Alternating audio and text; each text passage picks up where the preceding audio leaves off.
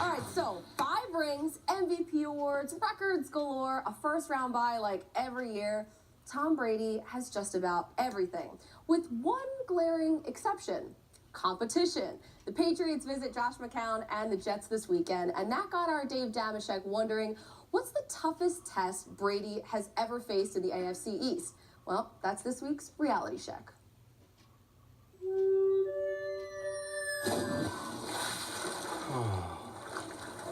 The New England Patriots, the best team of the 21st century. 15 division titles, 12 AFC title games, the last 7 of them in a row.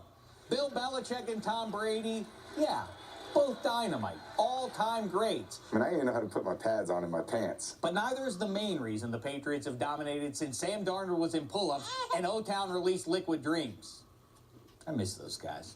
No, the real reason? The rest of the AFC East. When your division is such a cakewalk that you're guaranteed 5 or 6 wins every year, it's pretty easy to get one of the top 2 seeds. And once you have one of those top 2 seeds, all you have to do is win one home game, and voila, you're in the AFC title game again.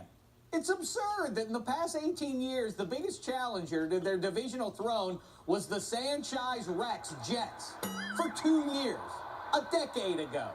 I mean, who's the best non-Patriots AFC East QB of the 21st century? Ryan Tannehill has the most wins against Brady with 3. He has also lost to Brady 6 times, and he's Ryan Tannehill.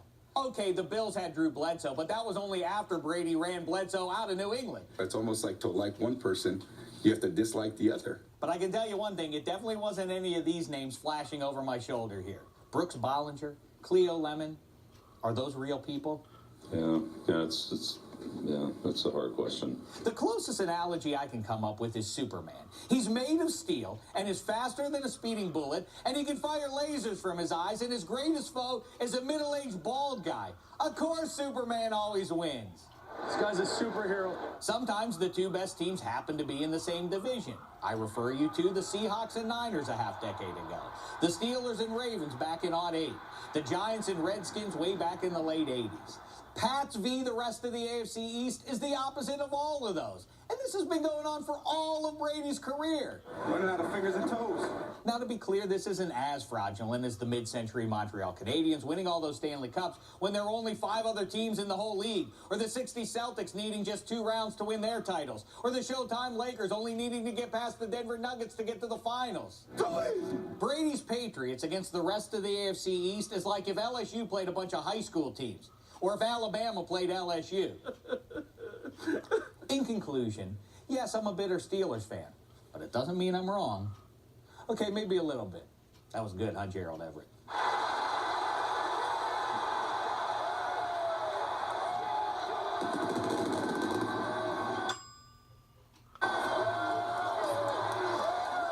Oh, man. He was trying to get the high five like Brady, and he was left hanging like Brady. You know what I'm saying? Remember that clip? I've seen that video so many times and it makes me laugh still. So what do you guys out there think? Would the Patriots have as many Super Bowl rings if they didn't play in the AFC East? Well, that's hard. That's hard to say, but I'm gonna say no. Hashtag GMFB. Wait a second. I need to show you one thing before I get your answer. It's very important.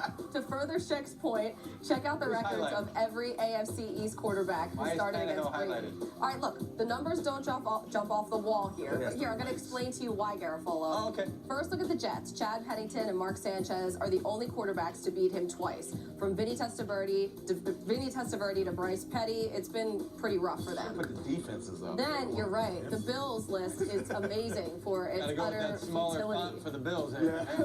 Buffalo is just 3-29 against Brady. So you can see some of these names here. Drew Bledsoe, Fitzmagic, and Kyle Orton are the only ones to get a win. And one of those 3 was when Brady was suspended, by the way. So. As for the Dolphins, Jay Fiedler, AJ Feely, and there he is, the winningest AFC East quarterback against Brady. It's Ryan Tannehill Garofolo and his 3-6 record. Yeah, because South Beach Peyton Manning, actually, he was in the AFC East. You guys realize that? Peyton Manning was in the AFC East before the realignment for 1 year with Brady. That would have been fun. And he couldn't even beat Tom that season. So yeah, that's what that whole thing was about. That was the point of it. It's tough to beat Tom Brady if you're in the AFC East. So let's talk about this one because That's we're on those Sanchez, Which of us has played in the AFC East? Bart, take it away. Let's go to you first. But I tell you what, I blame this on Drew Brees because he was supposed to be a Miami Dolphin. Okay. And that would have been great to see as well. But that just speaks to the dysfunction of all those other organizations. The fact that over Brady's career, they weren't able to draft a franchise quarterback. We think maybe they may have one now in Sam Darnold. Who knows? It's going to be a while. Brady's going to be exiting the division, and I think we'll start seeing more parity. But you think about the inconsistency. You want to put all the different head coaches up there. Let's put the different general managers up there as well. Let's put the different head coaches up there that they had to face. One thing that's been constant in New England is the fact that Brady and Belichick has been together. And whenever you have that type of consistency, you're always going to have opportunity. But they never listen. They like to the point. They get 5 wins before they even get to the playoffs. So of course they always host. So all they have to do is win one game, and then they're hosting the championship game, and then they're in the Super Bowl. We've seen when they had to go on the road, when they had to go to Denver for the AFC Championship, they struggled. Every once in a while, you have the Ravens went up there and stole one. We went up there and stole one. But we expect them to win the division. Not even close. No competition this year. It's just depressing every year. It's like Groundhog Day. It's like Groundhog Day. Depressing. One of the things we talked about a couple of weeks ago here was the fact that they used the first 4 games or so. You can. As an extended preseason. It is. That's the truth, man. But is it because they know nobody's going to run away from us? Exactly. It's who they're playing. You look at Tannehill up there, and you see that, why is Ryan Tannehill 3-6? Because of South Beach, undefeated. You have a team coming from a cold weather spot. It's kind of, it's not a lot to do up there in New Providence. You come down to South Beach, they lose their damn mind.